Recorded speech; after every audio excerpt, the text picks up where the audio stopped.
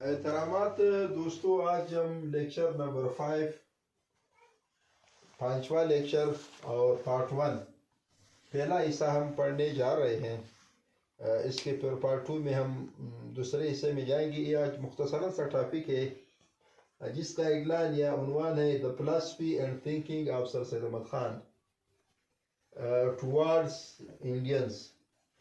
Indians کے حوالے سے سر سید احمد خان کے خیالات اور فلسفہ آج ہم پڑھیں گے۔ صحیح ہے، اس کو جب ہم سمجھیں گے بعد میں جب ہم اس کی خدمات کو پڑھیں گے پھر آپ لوگوں کے لیے کوئی مسئلہ نہیں ہوگا۔ دوستو، اس ساری چیزوں کو پڑھنے سے پہلے جب بھی آپ کوئی کتاب پڑھنے چاہتے ہو تو سب سے پہلے اس اثر کے بارے میں جاننا ضروری ہے جس نے یہ لکھا ہے، اور جو بھی واقعہ آپ پڑھتے ہو تو اس حالات کو پس منظر کو سمجھنا ضروری ہے۔ اور جیسے سر سید احمد خان جیسے اصلاحی شخص کو اگر آپ نے دیکھنا ہے تو اس کی بایوگرافی، حالات زندگی، حالات و واقعات پڑھنا بہت ضروری ہے، تو اس میں پھر آپ کے لیے آسانی ہوگا۔ تو سب سے پہلے ہم آتے ہیں اس کے بایوگرافی کی طرف، یا حالات زندگی ہے جس کو ہم کہتے ہیں بایوگرافی، جس کو اردو میں ہم کہتے ہیں حالات زندگی۔ سر سید احمد خان جو ہے وہ 1817 کو دہلی میں پیدا ہوئے۔ متقی جو اس کا والد کا نام تھا، والدہ کا نام میرے خیال میں عزیب النساء ہے یا عزیز النساء ہے، ایگزیکٹ مجھے یاد نہیں ہے، آپ لوگ اگر کسی کو معلوم ہو تو وہ بتا دیں۔ تو 1817 کو یہ دہلی میں پیدا ہوئے اور 1838 کو اس کا والد فوت ہو گیا، اور اس کے والد جو تھا وہ مغل دربار سے وہ منسلک تھے، یعنی وہ نوبل شخص تھے، عامر، یہ جو اشرافیہ جس کو کہتے ہیں۔ تو والد کے مرنے کے بعد ساری ذمہ داری اس پہ آ گئی، لہٰذا تو اس نے بعض کہتے 1839 اور بعض کہتے 1838 میں اس نے ملازمت شروع کی۔ کہاں پہ؟ ایسٹ انڈیا کمپنی میں، وہاں پہ وہ کلرک بھرتی ہوئے، پھر اس کے بعد جونیئر جج، پھر صدر الامین، اسی طرح۔ تو 1839 میں یا بعض کہتے 1838 میں اس نے ایسٹ انڈیا کمپنی میں ملازمت اختیار کی، as a junior, as a clerk. پھر بعد میں اس کی ترقی ہوتے رہتے تھے، اس نے اور ڈگری بھی لی۔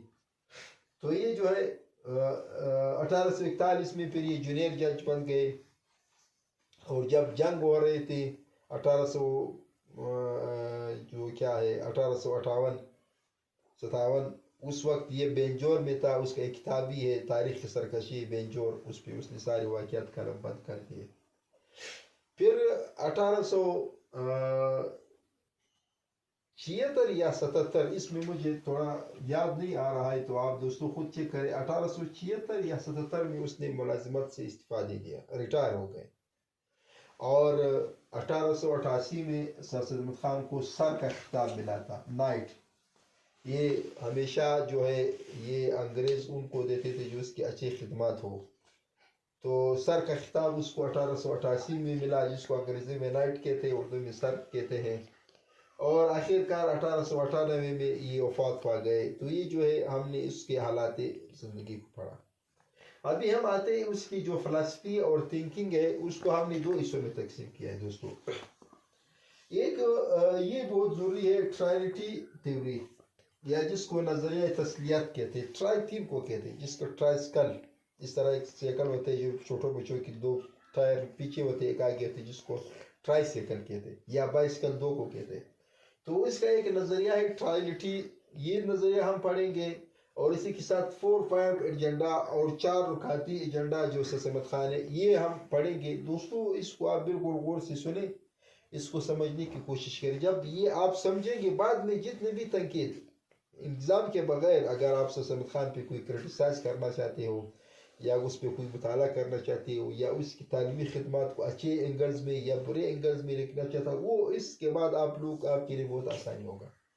تو پہلے ہم آتے ہیں اس کی جو ٹرائنٹی تھیوری یا تسلیہ، نظریہ تسلیہ، جس میں 3 پوائنٹس ہیں، اس کو ہم پڑھتے ہیں۔ پھر اس کے بعد اس کی جو 4 پوائنٹس ایجنڈا ہے اس کو ہم پڑھتے ہیں۔ اس میں پہلا پوائنٹ کیا ہے؟ ڈیووشن۔ ڈیووشن دوستو اردو میں ہم لگاؤ کہتے ہیں، محبت، الفت، یا جو بھی کہتے ہیں، ایک چیز کے ساتھ پیار آپ کا ہو۔ کہتا ہے سر سید احمد خان نے پہلے پوائنٹس میں ہندوستان اور خاص کر مسلمانوں کو، اس نے کیا کہا تھا؟ यहाँ पे अगर इंडियंस के साथ ब्रैकेट में आप मुस्लिम दे दे तो बहुत अच्छा होगा, मुसलमान से। तो वो क्या कहता है हिंदुस्तान के लोगों को कि लगाव पैदा करे किस चीज़ के साथ, तालीम के साथ।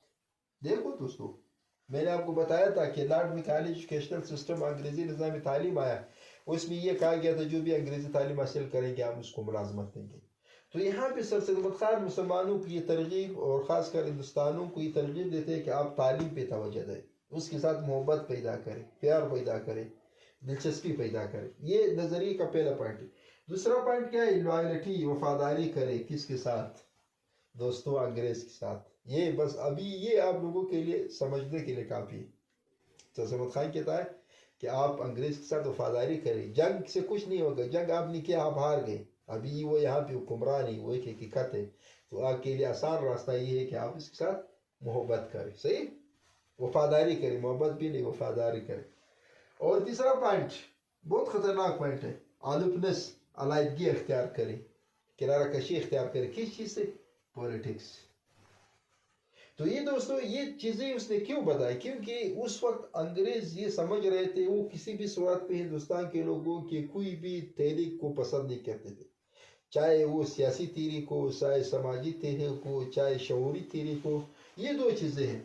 मसलन आप पॉलिटिक्स नहीं करेंगे, आप अंग्रेज के वफादार रहेंगे, तो जाहिर बात है आप उसके जो है वो दिफा करेंगे। तो इसलिए जो है ये जो है ये बुनियादी चीज़ है। ये सैयद अहमद खान ने हिंदुस्तान के लोगों को कहा था और ख़ासकर मुसलमानों को। दोस्तों तो हम फिर आगे जाएंगे और इसी सैयद अहमद खान के इस नज़रिए की वजह से आज तक पाकिस्तान में सियासी क़यादत का बहरान है, सियासी शऊर का बहरान है, सियासी जमूत का शिकार है, वो इस सैयद अहमद खान के इस फ़लसफ़े की वजह से। सही, ये मेरा ख्याल है, शायद आप लोग इसको रिजेक्ट भी कर सकते हैं।